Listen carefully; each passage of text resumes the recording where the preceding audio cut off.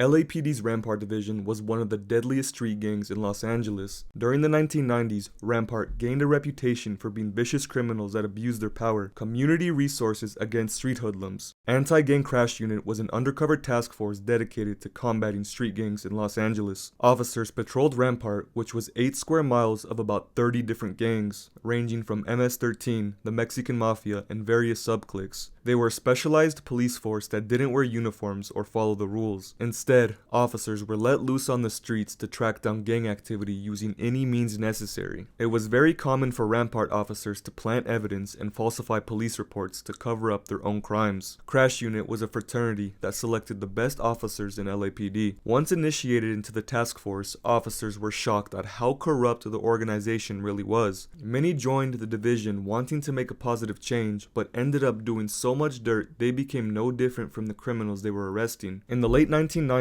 Rampart Division was exposed for being one of the most corrupt law enforcement agencies in the United States. Rafael Perez testified against Rampart officers after he was caught stealing 6 pounds of cocaine from LAPD's evidence room. His testimony led to over 100 investigations that exposed crimes such as perjury, assault, drug theft, and false imprisonment. This police unit was specialized at combating criminals so much that they became criminals instead of actually catching them. One of the most horrible cases of police corruption is the wrongful conviction of Charles Butler, who served 43 years in prison after police destroyed vital evidence that could have proved his innocence. Not only did I serve 43 years for a murder that I did not commit, but I served 43 years for a murder that was not even a murder.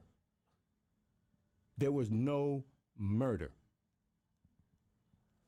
Thanks to LAPD Rampart Division, though. Charles Butler was a truck driver who owned a body shop on Crenshaw. He operated tow trucks around Los Angeles County. One day, Charles had lent a person some money after they asked him for a loan. 2 weeks later, he went to collect money at the guy's apartment complex. After knocking on the door, a neighbor told him to wait inside her apartment until the guy returned. When he arrived, they got into a physical altercation because the guy didn't pay up. Charles told him to keep the money, then went about his business. 1 year later, Charles was shot 5 times after someone tried to rob him. In a panic, Charles jumped out of a 2-story window, then took a nasty fall. After waking up, he was met by 2 detectives accusing him of a 187.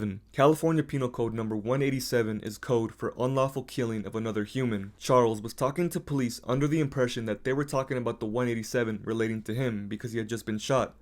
In reality, they were talking about a woman who had just been murdered. Charles was under heavy medication since he was still recovering from his injuries. Detectives were drilling him with questions regarding the 187. He remained silent for the time being. Detectives asked Charles if he had any relation to a woman named Mary Jane. Charles was married to a woman named Mary Jane, so he answered truthfully, even admitting to having with her because detectives asked him that question. It was later revealed by police that the woman they had found was named Mary Jane. She was lying dead in her apartment when police found her. This was the same woman who had let Charles sit on her couch while he waited for the guy to return. The whole time police were asking Charles about Mary Jane who was dead in the apartment. Meanwhile, Charles was thinking about his wife named Mary Jane, so he was answering the questions under the context they were talking about his wife. He was under a lot of pain medication, so there was still a lot of confusion. He was talking to police, which is never a good idea because their job is to convict you, to get you to confess. The whole time, Charles was referring to Mary Jane, his actual wife. A sick, twisted game of fate put Charles in a bad spot. He had admitted to having intercourse with a dead victim. Police had charged him with murder even though he was innocent. Rampart detectives claimed to have had hair samples, semen, and fingerprints as evidence. They had visited the guy who borrowed money from Charles about the murder. He was in jail for burglary in Richmond, California. Rampart detectives claimed their witness heard Charles say that white bitch deserved it. They falsified a written statement to get their witness to testify against Charles. Before the witness entered court, they told jurors that the witness was going to disregard everything they said in their first interview. That's because they were writing down things that he never said, so when the witness arrived, he's going to tell the truth and basically disregard their statement. So they were preparing jurors to hear a different story. The crazy thing is, the jury believed the written statement over the actual guy's testimony who was in court telling them that Charles was innocent. These 2 Rampart detectives were later exposed for falsifying a double murder charge by claiming 2 gang members gave them written confessions. Another twisted fact about this trial is a pathologist went on stand and lied about how the woman died. claiming she died from strangulation when there was no bruises, marks, or any scratches on her neck. To make matters worse, they tried to charge him with raping this woman, telling the jury they had hair samples, fingerprints, and DNA evidence. They couldn't determine it was Butler's DNA, but still told the jury he was the one who raped and murdered this woman. After I was convicted, they gave me life without the possibility of parole. Let me write the courts and see if I can get them to test that DNA stuff. When it took her 5 years, it took that lawyer 5 years to get back to me to tell me that the detectives destroyed all of the DNA evidence in 1993 without a court order.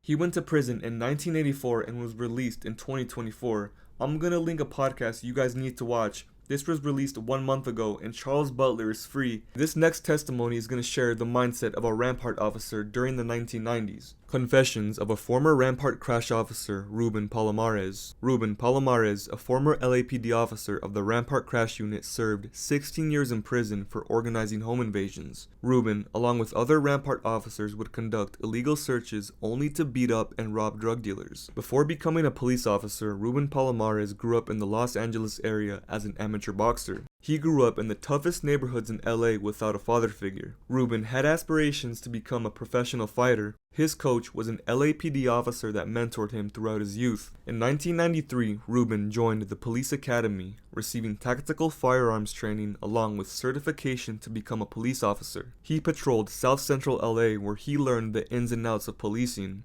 LAPD gave him a Medal of Valor after getting into a shootout with 2 armed robbers. Ruben was working as an undercover narcotics agent when 2 suspects tried to rob him. In an instant, shots were fired, 1 suspect died and the other had his balls blown off, and Ruben was shot once in both legs. This incident heavily impacted Ruben's career as a police officer. He received PTSD from this incident but kept his feelings compartmentalized for the time being.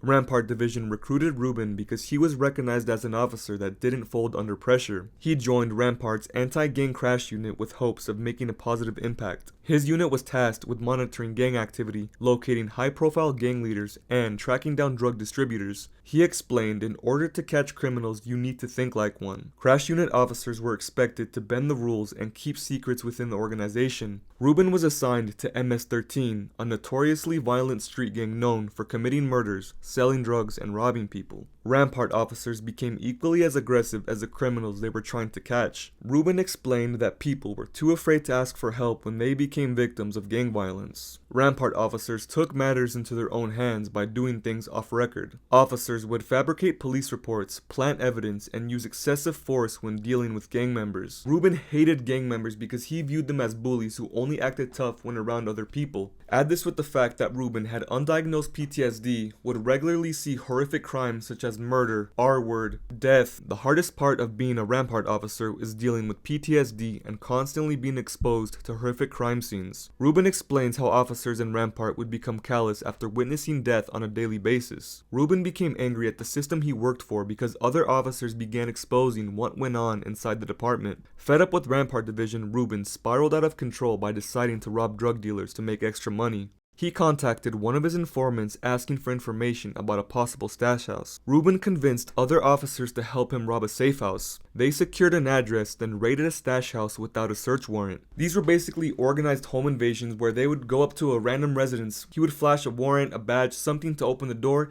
Once they busted the door in, they would tie up everybody, handcuff them, beat them up, point guns at them, demanding the money, the drugs, interrogate the suspects so they could steal the drugs and money for themselves. They were worse than the criminals they were arresting. Ruben's mindset was they deserved what they got because they were criminals, and he actually enjoyed the adrenaline rush of conducting these illegal raids, going to drive-by shootings, chasing suspects. The bitterness, the hatred, I wasn't afraid to pop somebody. I wasn't afraid to pistol whip somebody, beat somebody. It was normal for me. It was something that it was just come out natural for me. It didn't faze me. I didn't care if the guy cried or begged, it didn't matter. If he was acting like a fool and he was intimidating somebody in the neighborhood and he was a gangster that needed to, we ended up basically checking it. At one point, Ruben had stolen 1,000 pounds of marijuana from a stash house. Another time, he stole 50 kilos of cocaine from a dealer. Ruben's crime spree would come to an end after being caught in a sting operation in San Diego. Everyone involved gave police statements claiming Ruben was the mastermind behind the whole operation, a blessing in disguise that prevented him from committing more crimes. In the end, Ruben was charged for organizing home invasions, distributing narcotics, and using a firearm in furtherance of a crime of violence. Ruben admitted he was the organizer and leader of a robbery ring. Palomares described how robberies were generally committed after he received information that a particular location was involved in narcotics trafficking. After planning the operation and conducting surveillance, the robbery team, which usually consisted of multiple sworn police officers either in uniform or displaying a badge, gained access to the residence by falsely telling occupants that they were conducting a legitimate search for drugs or drug dealers. Victims were often restrained,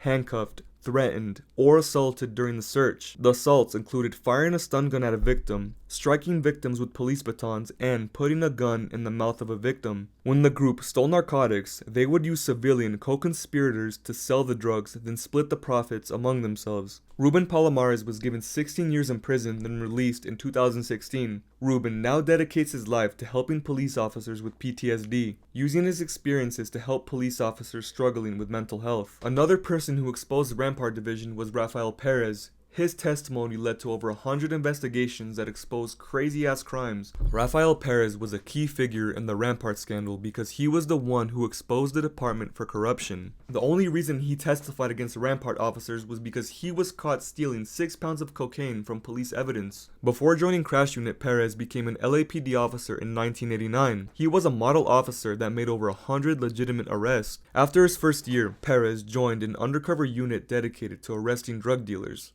During this time, Perez was recognized as a great officer with no records of misconduct, up until 1993 when his partner shot and killed a drug dealer. Apparently, the dealer was gonna shoot Perez, but his partner saved him. Witnesses claimed the dealer was unarmed and the shooting was unjustified. In 1995, Perez was assigned to the Rampart Anti-Gang Crash Unit. This is when he started to act and dress like a gangster, demanding respect from criminals on the street. His methods of operation were unethical to say the least. He would commit unlawful searches and seizures to steal drugs, money, and anything valuable he could find. In order to cover up his tracks, he would falsify police reports and have his partner verify statements. Perez would frame suspects by planting evidence on them, falsifying police reports, and using his reputation as a good officer to make sure nobody looks into the cases. Most of the people he arrested were actually innocent, but since he had a good reputation as being a model officer, nobody looked into the charges or questioned anything. And plus, most of the time the people he arrested were gang members. The courts would disregard a gang member every time they said, "Oh, I was set up," even though they were legitimately set up. On October 12, 1996, Javier Orvando was shot 3 times and paralyzed by officers Durden and Perez. Perez planted a weapon on Orvando and said he had attacked them. Orvando was sentenced to 23 years in prison for a crime he didn't commit. Perez was making a lot of money from dealing drugs, robbing criminals, and working security jobs, even working for Suge Knight and Death Row Records as an off-duty officer. By 1998, Perez was living like a drug lord, throwing parties, doing drugs, and shooting anyone who looked at him the wrong way. He became more reckless as time went on, believing his actions would go unpunished. On August 25, 1998, Perez was arrested for stealing 6 pounds of cocaine from police evidence. He was facing 12 years in prison when he decided to cut a deal with prosecutors. Ruben was given full immunity by giving a detailed breakdown of corruption within Rampart Division. He explained that officers would use excessive force, plant evidence, intimidate witnesses, and create false alibis for each other, exposing the corrupt culture of Rampart Division's anti-gang crash unit. His testimony led to the release of Javier Ovando, who was paralyzed and framed by corrupt Rampart officers. On November 21, 2000, Ovando received a $15 million settlement from the city. After Perez gave his testimony, there were over 4,000 pages of court transcripts that put 70 Rampart officers under investigation. Over 100 innocent people were released from prison after being falsely accused for crimes they didn't commit. In total, Los Angeles County spent over $125 million in settlement money for victims of Crash Unit. A lot of people received settlement money for being falsely accused, injured, or traumatized by police brutality. Rampart officers denied Ruben's claims and disregarded his testimony. After the Rampart scandal, the anti-gang crash unit was dismantled, forever being remembered by its corrupt culture and failure to uphold law enforcement integrity. This is what happens when you let police officers on the loose with no uniforms They get to bend the rules and do what they want. They control the system. They ran the system. They were basically able to just do anything they wanted because who was going to question them? It's terrifying to think that you were at the mercy of a corrupt officer who could literally put you in prison for life, kill you, and get away with it, making it justified. If you enjoyed this video, leave a like. Please comment your thoughts and opinions. I want to know what you have to say about this. Thank you for watching, and I'll see you in the next one. Hey.